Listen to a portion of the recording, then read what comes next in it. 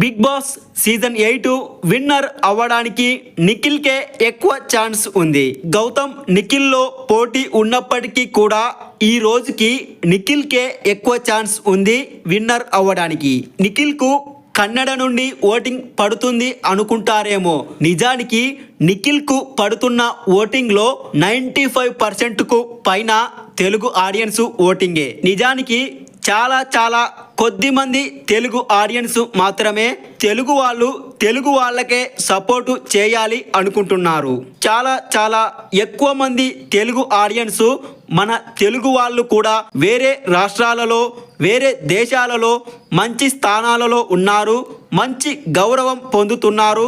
ఇది జస్ట్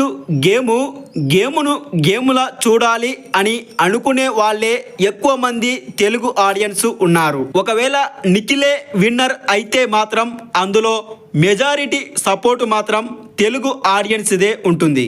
అలాగే కొంతమంది ఆడియన్స్ నిఖిల్ రియల్ కాదు, మాస్క్ పెట్టుకొని గేమ్ ఆడుతున్నారు అంటున్నారు. నిజానికి ప్రతి మనిషిలోనూ కోపం, అసూయ, స్వార్థం ఇలాంటి ఎన్నో రకాల లక్షణాలు ఉంటాయి. ఆ లక్షణాలు అన్నిటినీ ఎలా కంట్రోల్ చేసుకొని ఉండాలి, కంట్రోల్ చేసుకొని ఎలా జీవించాలో అని నేర్పేదే కదా బిగ్ బాస్ షో కాన్సెప్ట్.